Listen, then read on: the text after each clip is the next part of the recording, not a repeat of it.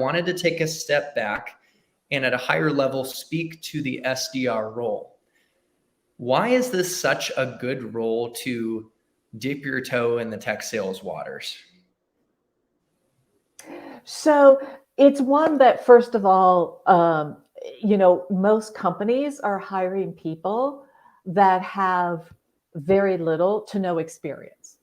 So it's a natural entry point. If you try to get into a full-on sales role at a tech company without any experience in tech, without any previous sales experience, typically in tech, you're not going to break in. So it's almost impossible to get in. Or if you're a college graduate and let's say, you graduated in literature or arts or history, you're not going to get into an engineering role, obviously, in tech. You're not going to even get in typically to a marketing role. You might get into a low-end content development role. But in the SDR role, you can get in and the money's not bad.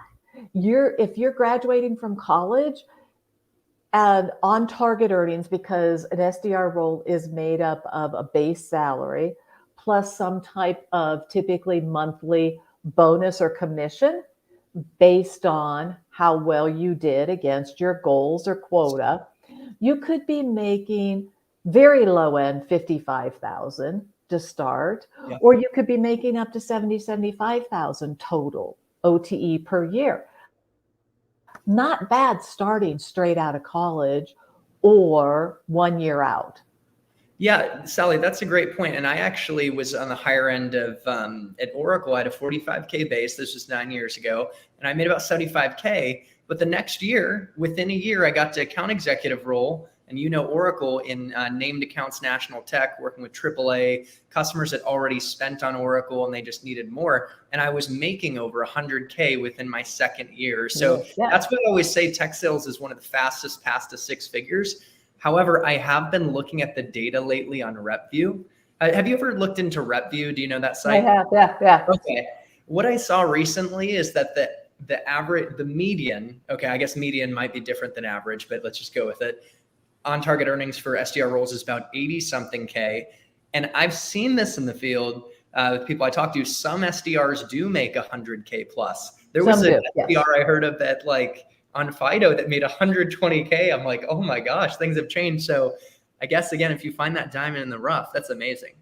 But what you're saying though is typically an SDR that's going to make the 100K plus is an SDR that has a little bit more experience, that's calling on in the enterprise world.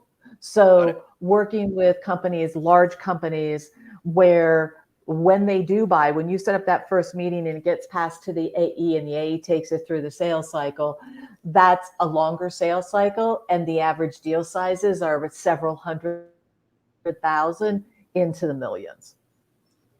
Great distinction. So it really is it's the type of company. It's if you're in selling to enterprise customers, and we know for the account executive role too. Oh my gosh, there's a guy, there's another thought leader like yourself, Brandon Fluharty, out there on LinkedIn doing great stuff, and he has 7 steps to 7 figures. And this guy made $1 million 4 years in a row as an AE at Live Person. And now let's look at it as a conversational AI transformative SaaS solution that he was selling to JetBlue. Yep. So it's like, man, if you get in the right patch. So I wanted to ask you about the flexibility of the role. You might have already hit on this and maybe I'm just a little tired, but can't you use the SDR role to bounce to so many other types of roles within a company? What are your thoughts on that? Yeah, so I think the beauty of the SDR role is that you don't have to go into sales.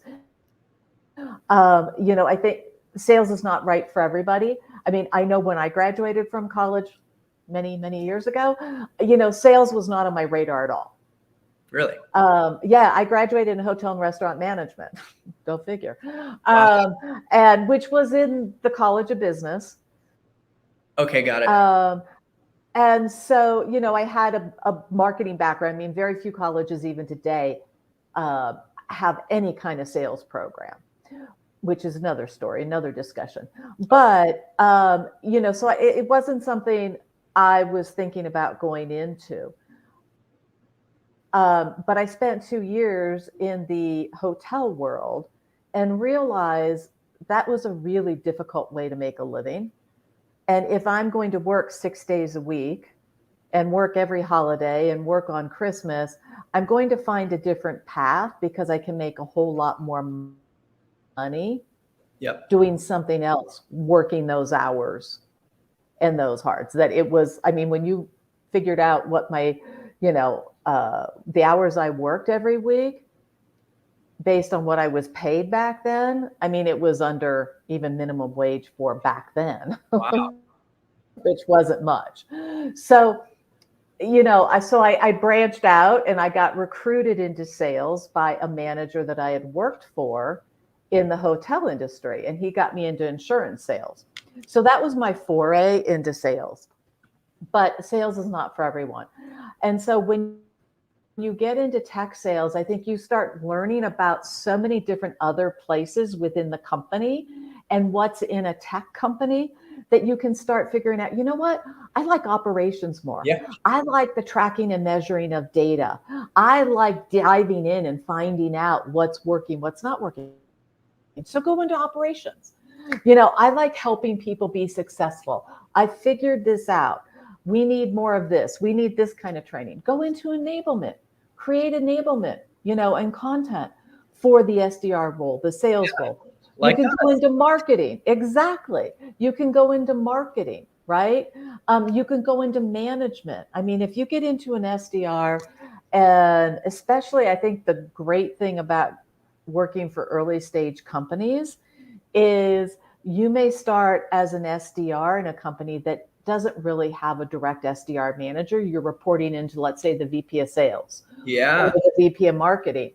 As that team grows and as you start setting yourself up successful and as a leader that your other team members are looking to for help and you're helping your other team members, you can all of a sudden be promoted into that SDR manager, reporting into that VP of sales or VP of marketing. So there's so many options, and it's a great opportunity for you to see a lot of different areas within the company that you may decide you want to move into and check out more thoroughly.